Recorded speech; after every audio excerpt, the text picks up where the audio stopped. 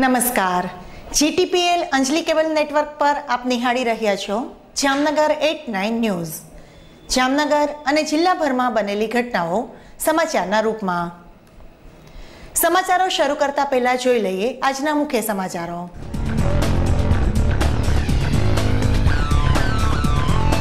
જામનગરમાં અન્ય રાજ્યોમાંથી હથિયારો ઘુસાડતી ટોળકીને પકડી પાડતી પોલીસ।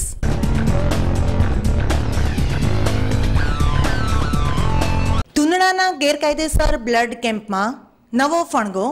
બ્લડ બેંકના સત્તાધીશોને અંધારામાં રાખી વહીવટદારે કેમ્પનો વહીવટ કર્યો કે શું?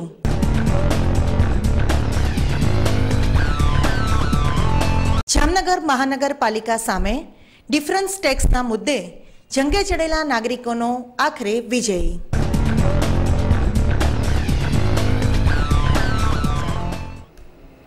હવે જોઈએ સમાચારો વિગતવાર।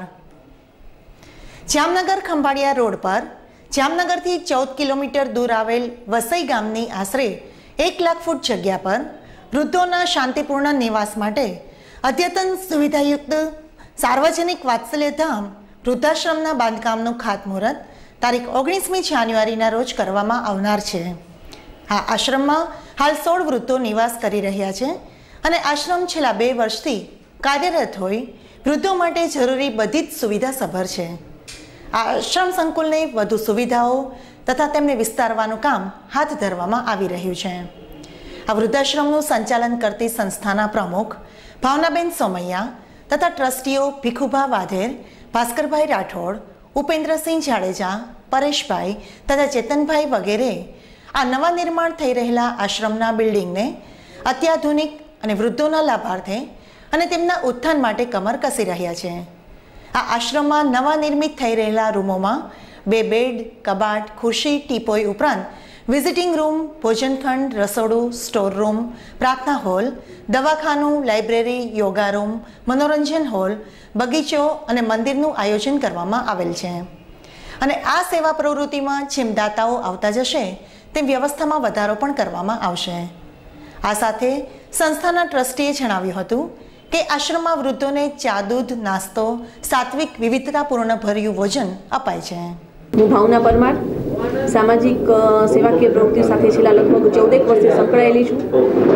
શરૂઆત તો બહેનોની રોજગારીથી કરેલી હતી। ધીમે ધીમે કરતાં એક સ્ટેપ આગળ વધતા છેલ્લે એવું વિચાર્યું કે વડીલોને પણ આવી સેવાની જરૂર છે। એ હેતુસર આ એક વૃદ્ધાશ્રમનું આયોજન કરવામાં આવેલું છે। અહીંયા વૃદ્ધાશ્રમનું જે આયોજન છે એમાં વડીલોને અનેક પ્રકારની સુવિધાઓ આપવામાં આવે છે। સુવિધાઓ ઉપરાંત અમારું જે મુખ્ય ધ્યેય છે એ લોકોને લાગણી, હૂંફ અને પ્રેમ મળે એવી છે અને એ દરેક વડીલોને સ્વર્ગમાં જતા પહેલાં સ્વર્ગનું દર્શન અહીંયા પૃથ્વી પર કરાવવું એવી અમારી ભાવના છે અને આ ભાવનાને આગળ ધપાવવા માટે મારી જે આ ટીમ છે, અમારી જે આ એડવાઇઝરી કમિટી છે એની સાથે રહી અને વડીલોને લાગણી, હૂંફ અને પ્રેમ આપવાની આ ભાવનાને અમે આગળ ધપાવીએ છીએ। અહીંયા દરેક વડીલ જનરલી જે વૃદ્ધાશ્રમોમાં હોય છે એના કરતાં અનેક અલગ પ્રકારની સુવિધાઓ આપવામાં આવે છે। વડીલને એનું માન જળવાઈ રહે, એ પોતાની ઉંમર પ્રમાણે કાંઈ ન કરી શકતા હોય તો એની અમને સેવાનો લાભ મળે। જે લોકોને શારીરિક રીતે સક્ષમ નથી એવા દરેક વ્યક્તિને આર્થિક સહયોગ અને મેડિકલ સુવિધાઓ સારી મળી શકે એવી એક અમારી ઈચ્છા અને ભાવના છે એ અહીંયા દર્શાવીએ છીએ। મારું નામ ભાસ્કર રાઠોડ છે। મારે ફર્નિચર ક્ષેત્રનો વ્યવસાય ધરાવું છું જામનગર, ભાવનગર અને પોરબંદરમાં। આ વૃદ્ધાશ્રમના પ્રોજેક્ટ વિશે તમને થોડી માહિતી આપું। આ પ્રોજેક્ટ અંદાજે 1 લાખ સ્ક્વેર ફીટમાં ફેલાવો ધરાવે એવો પ્રોજેક્ટ છે આખો। જે 2 વર્ષ પહેલાં અમે એમાંની એક વિંગ આપણે જે પાછળ જોઈ રહ્યા છો એ પ્રોજેક્ટની 1 નંબરની વિંગ છેલ્લા 2 વર્ષ ત્યાં કમ્પ્લીટ થઈ ગઈ છે અને 20થી 30 વૃદ્ધો વચ્ચે અલગ અલગ સમય દરમિયાન એ લોકોએ નિવાસી થઈ ચૂકેલા છે। આગલા પ્રોજેક્ટમાં ટોટલ અમારું 35 રૂમોનું અને 4 વિંગોનો પ્રોજેક્ટ અમે 19 તારીખે જેમનું ખાતમુહૂર્ત કરીએ છીએ એ પ્રોજેક્ટ આગળ ધપાવીએ છીએ. જેમ અંદાજે 100 વૃદ્ધો રહી શકે એટલી કેપેસિટી એમાં હશે.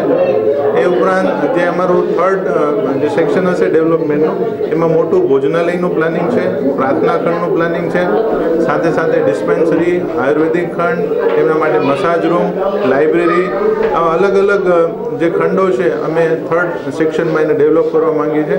સાથે સાથે એક આધ્યાત્મિક વસ્તુઓને ધ્યાનમાં રાખીને વૃદ્ધાશ્રમમાં એક ખૂબ જ મોટા મંદિરનું અમે આયોજન કરીએ છીએ. મારો જન્મ પાકિસ્તાન સિંધ બદીન તારીખ 11/1/1941 જન્મ થયો હતો. પછી હું સિદ્ધપુર પાટણ ગુજરાતમાં ગયો હતો. ત્યાંથી થોડાક વર્ષો રહીને પછી હું જેતપુર ગયો. જેતપુરમાં મેં 30 વર્ષ નોકરી કરી. 30 વર્ષ નોકરી કરી પછી મારી ઘરવાળીનું માનસિકને હિસાબે થોડો મગજ ખરાબ થઈ ગયો. પછી હું જામનગર ગયો. જામનગરમાં મેં દવા કરી. દ્વારકા સાહેબ અને જોલી બંગલે મોટો ડૉક્ટર છે ત્યાં મેં દેખાડ્યું. ત્યાંની દવા ચાલુ હતી. 20 વર્ષથી સુધી મેં દવા ચાલુ કરી.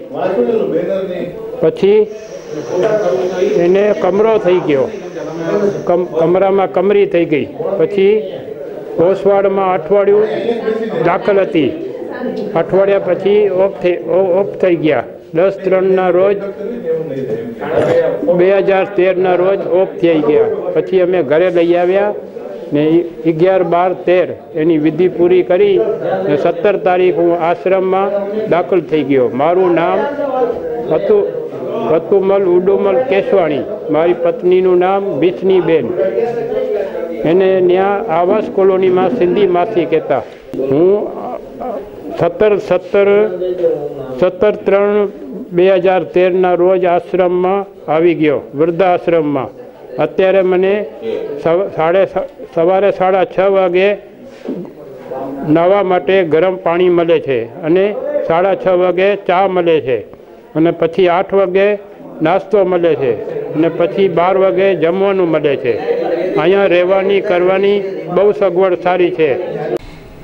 જામનગરના અંધાશ્રમ ફાટક પાસે આવેલ આવાસ તરફ જતા રોડ પરથી ગઈકાલે એલસીબીની ટુકડીએ એક મેર સહિત 3 શખ્સોને દેશી બનાવટની 3 પિસ્તોલ અને 19 કાર્ટીજ સાથે ઝડપી લીધા હતા. પકડાયેલા શખ્સોને રિમાન્ડ પર લેવા માટે આગળની તજવીજ ચલાવવામાં આવી રહી છે. અંધાશ્રમ ફાટકથી આવાસ કોલોની તરફ જતા રોડ પરથી મૂળ પોરબંદરના બોખીરા ગામના વતની અને હાલ જામનગર આવાસ colony block number 75 room number 9 ખાતે રહેતા અનિલ જગાભાઈ થાપલિયા નામના મેર શખ્સને ભારતીય બનાવટની દેશી પિસ્તોલ કિંમત ₹50,000 તથા 19 કાર્ટીજ કિંમત ₹2500 મળી કુલ 52,500ના મુદ્દામાલ સાથે પકડી લીધા હતા. જ્યારે મહાવીર પાર્ક શેરી નંબર 3માં રહેતા પરેશ ભાયાભાઈ આહિર અને અલીરાજપુરમાં કુક્ષી ગામ નજીક રહેતા સરદારજીની સંડોવણી ખુલી હતી. અનિલ મેર, પરેશ આહિર અને સરદારજી વિરુદ્ધ એલસીબીના પીએસઆઈ ઠાકર દ્વારા સિટી બી ડિવિઝનમાં આ અંગે ગઈકાલે ફરિયાદ નોંધાવવામાં આવી હતી, જેના આધારે આગળની તપાસ ચલાવવામાં આવી રહી છે. ઉપરોક્ત કાર્યવાહી LCB PI D N. Patel, PSI Kadchha, PSI Thakar, સ્ટાફના રણમલભાઈ, જયુભા, પુંજાભાઈ, ભરતભાઈ, અર્જણભાઈ, કરણસિંહ, બડુભા, સુરેશભાઈ, શરદભાઈ, હંસરાજભાઈ, હરપાલસિંહ, ભગીરથસિંહ, એ.બી. જાડેજા, સંજયભાઈ, હિરેનભાઈ, નરસિંહભાઈ વગેરે દ્વારા કરવામાં આવી હતી. જામનગર પોલીસમાં લોકલ ક્રાઇમ બ્રાન્ચ પાસે એક બાતમી આવેલી હતી, જેમાં દેશી હથિયાર, દેશી બનાવટના હથિયારની બાતમી હતી. જે બાબતે લોકલ ક્રાઇમ બ્રાન્ચના સ્ટાફ પેટ્રોલિંગમાં હતા અને બાતમીના આધારે એમને 3 શખ્સોને ઝડપી પાડ્યા છે. એ 3 માણસ પાસેથી 2 દેશી બનાવટના પિસ્તોલ કબજે કર્યા છે અને એમના પાસેથી ટોટલ મળીને 19 જિંદા કારતૂસ મળેલા છે. અને આ બાબતમાં એમનાથી આગળના પૂછપરછમાં આ બાત સામે આવી છે કે આ માણસો ઘંટી લઈને અલીરાજપુર જગ્યામાં જો કે મધ્યપ્રદેશમાં છે ત્યાંથી આ બે દેશી બનાવટના પિસ્ટલ લઈને આવ્યા છે અને આ તપાસમાં ખુલેલું છે કે એક માણસ વિરુદ્ધમાં હત્યા અને લૂંટના બીજા ગુના નોંધાયેલ છે અને પૂછપરછ જારી છે અને આ બે હથિયાર શેના માટે લાયા છે અને એમનું શું પ્રયોજન હતું આ બધું ખુલશે. જામનગરના સિક્કા નજીક આવેલી મોટી ખાવડી ગામે જીએસએફસી સિક્કા યુનિટ દ્વારા ગ્રામજનો માટે સુરક્ષા અંગે પ્રાથમિક માર્ગદર્શન સેમિનારનું આયોજન કરાયું હતું. આ સેમિનારમાં અકસ્માતને અટકાવવા માટે આધુનિક ટેકનોલોજીના માધ્યમથી એક સ્લાઇડ શોનું નિર્દેશન કરાયું હતું. અકસ્માત વેળા એ તંત્ર દ્વારા થતી કામગીરીનું પણ નિર્દેશન કરાયું હતું. State fertilizers and chemicals limited Moti Khavdi અમે દર 3 થી 6 મહિને ગ્રામ્યજનો માટે સુરક્ષાની તાલીમનો કાર્યક્રમ કરીએ છીએ અને સુરક્ષા વિશેની માહિતી આપી એના માટે શું પગલાં લેવા, સાવચેતીના પગલાં લેવા એના વિશે અમે જાણકારી આપીને એમને એનું જ્ઞાન વધારીએ છીએ અને થોડી માહિતી એમાં વિડીયો બતાવીએ છીએ કઈ રીતના સુરક્ષા લેવી, એમાં એમોનિયા અને અમે કેમિકલ્સ જે હેન્ડલ કરીએ છીએ જે વાપરીએ છીએ એના વિશેની માહિતી આપીને એમને થોડું એનું જ્ઞાન વધારે. જામનગર જિલ્લાના શિક્ષણાધિકારી કચેરી દ્વારા જિલ્લાની સરકારી તેમજ ગ્રાન્ટેડ શાળા કે જે એસએસસીનું છેલ્લા 3 વર્ષનું પરિણામ 80% કે તેથી વધારે આવેલું હોય તેવી શાળાઓને જિલ્લા કક્ષાએ તેમજ રાજ્ય કક્ષાએ શ્રેષ્ઠ શાળા તરીકે ભાગ લેવા ઈચ્છતી હોય તેવી શાળાઓના આચાર્યએ 3 દિવસમાં જિલ્લા શિક્ષણાધિકારી કચેરીનો સંપર્ક કરવો. જામનગરમાંથી એક લાયસન્સ રદ થયેલી બ્લડ બેંક દ્વારા બ્લડ કેમ્પનું આયોજન કરી બ્લડ એકત્ર કરવામાં આવ્યું હતું. લોકોની લાગણીઓના ગેરલાભ લઈ લોહીનો ગેરકાયદેસર કારોબાર ચલાવતા હોવાનું પણ સમાજમાં ખૂણે ખાચરે બની રહ્યાનું જાણવા મળી રહ્યું છે. જામનગરની આવી એક બ્લડ બેંક ગેરકાયદે કારોબાર કરતા ઝડપાઈ જતા બ્લડ બેંકના સંચાલકો ઓફિસને તાળા મારી નાસી છૂટ્યાનું જાહેર થયું છે. જામનગરની ધણશેરીની ખાડમાં વિસ્તારમાં બ્લડ બેંકની ઓફિસ ચલાવતા એક ટ્રસ્ટ દ્વારા તાજેતરમાં એક રક્તદાન કેમ્પનું આયોજન કરવામાં આવ્યું હતું. બાદમાં આ બ્લડ બેંક ગેરકાયદેસર ચાલે છે તેવું બહાર આવતા ચકચાર મચી ગયો હતો. ધણશેરીની ખાડ વિસ્તારમાં આવેલી શ્રીમતી રૂક્ષ્મણીબેન દીપચંદભાઈ ગારડી બ્લડ બેંકનું સંચાલન શ્રી શિરડી સાંઈ સેવા ચેરિટેબલ ટ્રસ્ટ કરે છે. આ બ્લડ બેંકે તારીખ 5 જાન્યુઆરીએ રવિવારના દિને જામજોધપુર તાલુકાના ધુંધળા ખાતે આવેલ સતપૂરણધામ આશ્રમના નામે જાણીતી ધાર્મિક સંસ્થાના સહયોગથી રક્તદાન કેમ્પનું આયોજન કર્યું હતું. સૂત્રોના જણાવ્યા પ્રમાણે આ રક્તદાન કેમ્પમાં અંદાજે 40 જેટલા રક્તદાતાઓએ રક્તદાન કર્યું હતું. નવાઈની વાત એ છે કે આ બ્લડ બેંકનું લાયસન્સ ઘણા મહિનાઓ પહેલાં સસ્પેન્ડ થઈ ગયું છે, જેનો સીધો મતલબ એ થાય છે કે આ સંસ્થા દ્વારા લોહીનું એકત્રીકરણ કે વિતરણની કામગીરી કરી શકાય નહીં. આ બ્લડ બેંક પર આ પ્રકારનો પ્રતિબંધ હોવા છતાં બ્લડ બેંક દ્વારા રક્તદાન કેમ્પો જિલ્લાના દૂરના વિસ્તારોમાં યોજવામાં આવે છે અને પછી રક્તદાન કેમ્પોમાં એકત્ર થયેલા રક્તનો વહીવટ આ બ્લડ બેંક કઈ રીતે કરે છે તે પ્રશ્ન તપાસનો વિષય છે.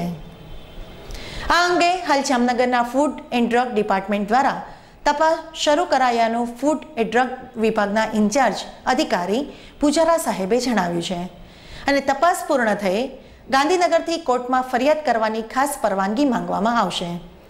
આ સમગ્ર ઘટનાની વિસ્તૃત વિગતો મેળવવા માટે જામનગર 89 ન્યૂઝની ટીમ દ્વારા બ્લડ બેંકના સંચાલક ભટ્ટજીનો સંપર્ક સાધાયો હતો, જેમાં ભટ્ટજીએ આ કેમ્પ અંગે પોતે કંઈ જાણતા જ નથી અને આ કેમ્પ બેંકના વહીવટી અધિકારી દિનેશ જોશીએ યોજ્યો હતો અને તે સમય દરમિયાન ભટ્ટજી જામનગર ન હોવાનું જણાવ્યું હતું. આગામી તહેવારો દરમિયાન લોકો દ્વારા મોટી સંખ્યામાં પતંગ ઉડાડવામાં આવે છે.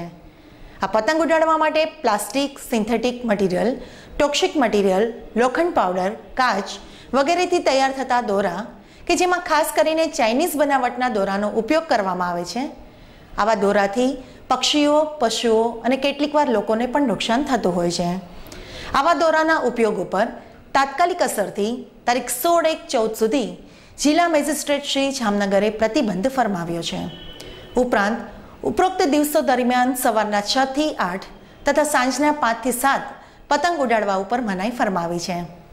આ આદેશનો ભંગ કરનાર સામે ફોજદારી અધિનિયમ કલમ 188 હેઠળ સજાને પાત્ર થશે. દર માસના ચોથા બુધવારે યોજવામાં આવતો માનનીય મુખ્યમંત્રીશ્રીનો જામનગર શહેરનો આગામી તાલુકા ફરિયાદ નિવારણ કાર્યક્રમ તારીખ 22/1/14ના બુધવારના રોજ મામલતદાર જામનગર શહેરના અધ્યક્ષસ્થાને યોજવામાં આવનાર છે. જે અંતર્ગત અરજદારે પોતાની ઉક્ત કચેરીને લગતા પ્રશ્નો તારીખ 15/1/2014 સુધીમાં તાલુકા સ્વાગત નિવારણ કાર્યક્રમના મથાળા હેઠળ પૂરતા આધાર પુરાવા સાથે મોકલી આપવા મામલતદાર જામનગર શહેરની યાદીમાં જણાવાયું છે. જામનગર 89 ન્યૂઝમાં હવે લઈશું એક નાનકડો વિરામ. જોતા રહેશો જામનગર 89 ન્યૂઝ.